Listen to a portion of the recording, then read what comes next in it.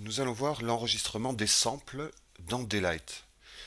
Les samples, ce sont des objets au même titre que les chasers, les groupes de circuits, les palettes, les micro-palettes ou les queues même.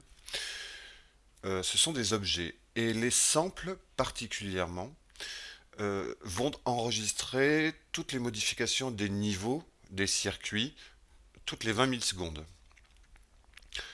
Quasiment tous les niveaux des circuits, c'est-à-dire que ceux qui sont en disable recording, c'est-à-dire que les circuits qui sortent, dont les niveaux sortent des subs qui sont en disable recording, eux ne seront pas enregistrés. Donc là pour l'exemple, c'est ce que j'ai fait. J'en ai mis un, ce submaster là, en disable recording. Je clique sur le label pour faire ça, pour bien vous montrer que ce circuit là, enfin ce qui sort de ce submaster, en l'occurrence le circuit 41, ne sera pas enregistré dans les samples. Et pour l'exercice, du coup, j'ai fait trois submasters, donc, on va dire celui-ci de 10 à 20, celui-ci de 21 à 30, et quelques états lumineux. Voilà.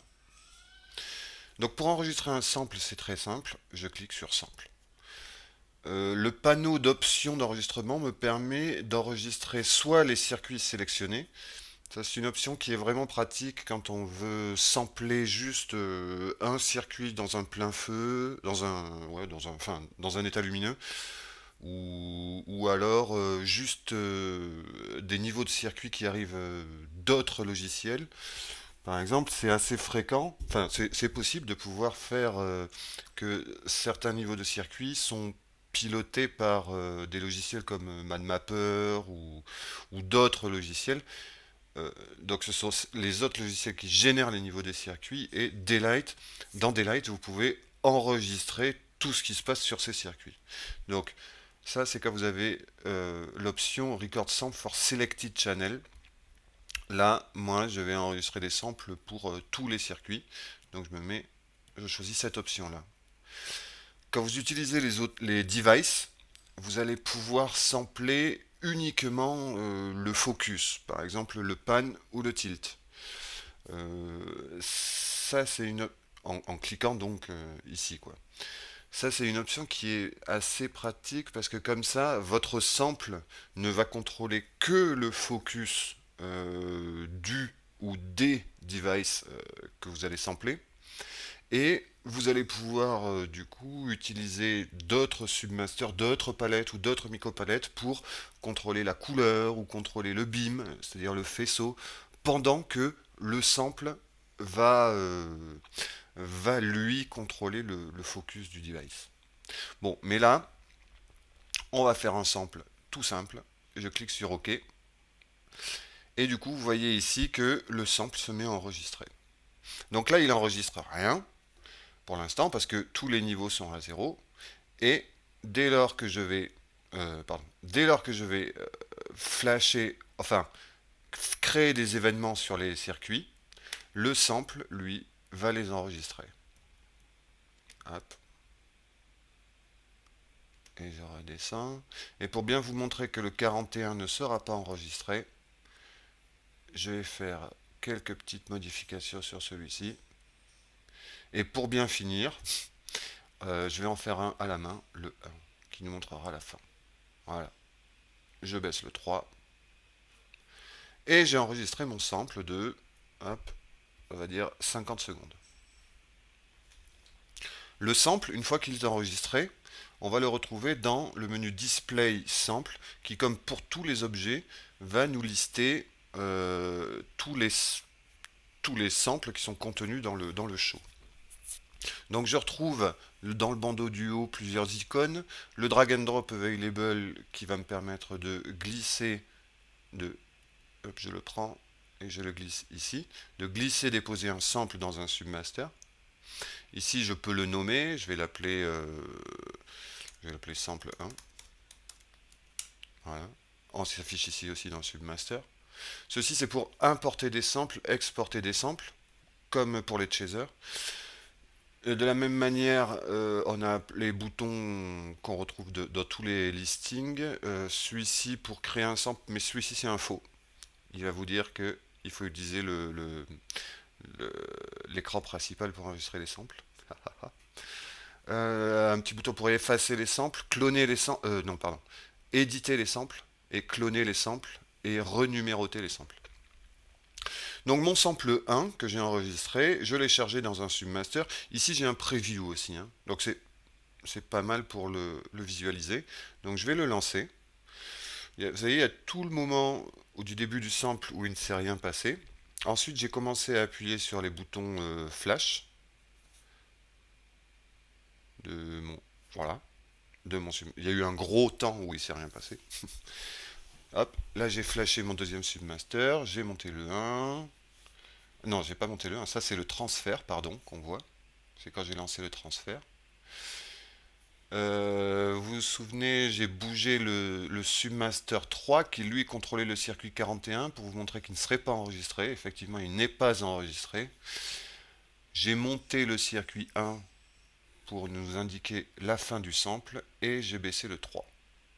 Voilà, ça c'était le sample tel que je l'ai enregistré. Et si je le laisse tourner, si je laisse le preview actif, vous allez voir que le sample boucle. C'est-à-dire qu'à un moment donné, vous allez revoir tous les circuits qui vont se remettre à jouer.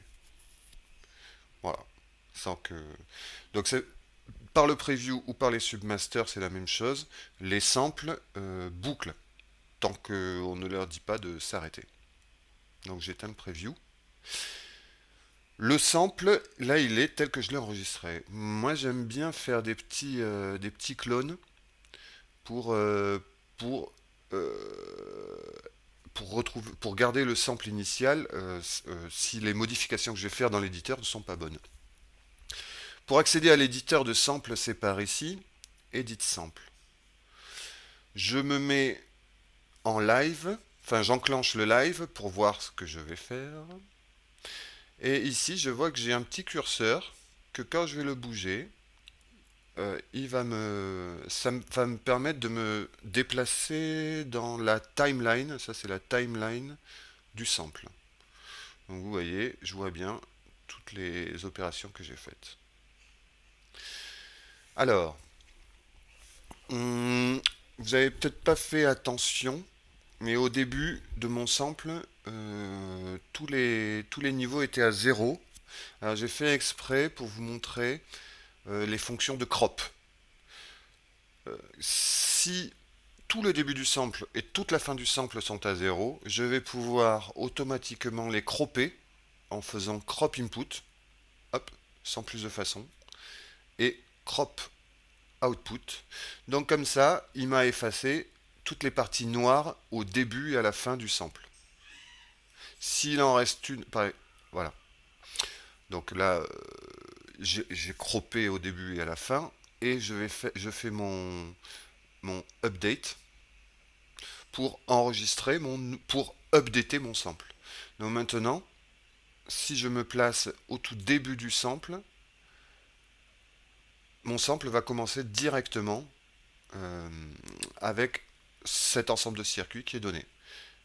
Alors après, le reste du sample ne change pas, hein. C'est juste que le tout début du sample ne sera plus noir et la fin ne sera plus noire. Ce sera les derniers niveaux du sample.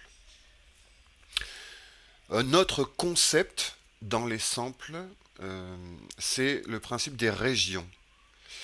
Alors, je vais pouvoir définir une région pour euh, rajouter des circuits dans cette région, effacer une région, copier-coller une région. Par exemple, on va dire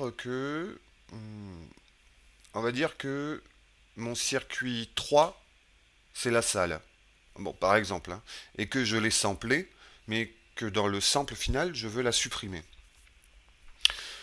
Pour ça, je vais définir une région. Alors, définir une région, ça se passe par ce bouton-là. Si je clique dessus, je peux choisir de sélectionner tout le sample ou de poser des input marks ou des output marks. Alors d'abord, je vais faire sur tout le sample. Je vais sélectionner tout mon sample. Vous voyez, quand la timeline est jaune, ça veut dire que le curseur est à l'intérieur de la région. Bon, vous voyez ici, c'est assez imparfait. Mais c'est compliqué d'afficher parfaitement des samples parce que vous pouvez sampler pendant 2 heures. Du coup, mais la longueur de la timeline reste la même. Mais bon. Donc voilà, j'ai dit que mon circuit 3, je le voulais plus. Donc je vais sélectionner toute la région, tout mon sample. Je sélectionne le 3, le circuit 3, et je le mets à 0. Je fais 0 égal. J'update.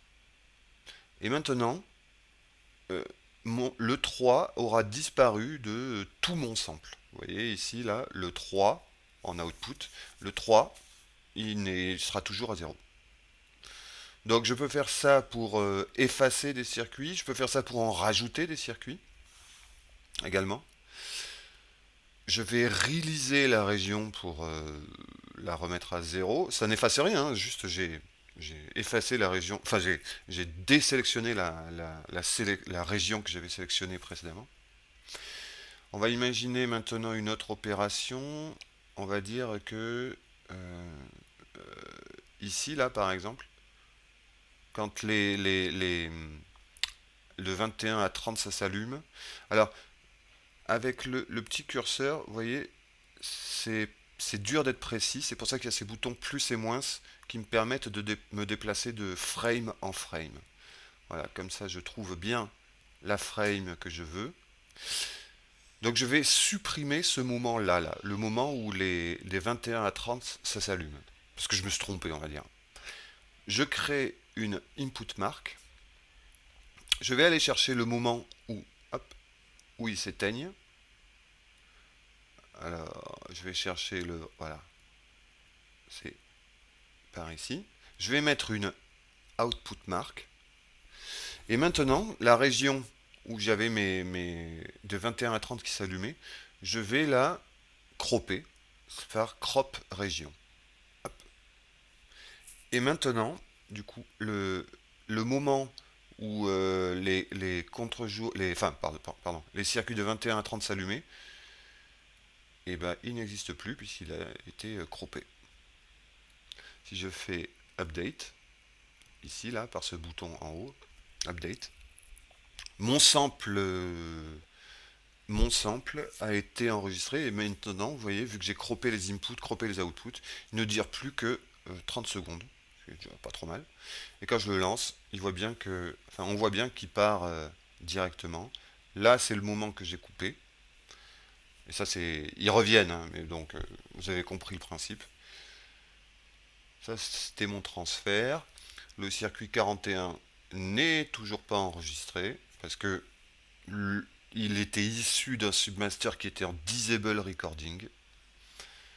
Et voilà, et puis mon sample, donc comme ça, il va boucler. Ça, c'est la boucle. Donc les samples, c'est très facile à faire. Par l'éditeur, vous pouvez avoir accès à plusieurs fonctions pour retravailler le sample. Et ça vous permet d'avoir une fonction qui enregistre ce que vous faites en manuel sur les circuits. Voilà pour les samples dans Daylight.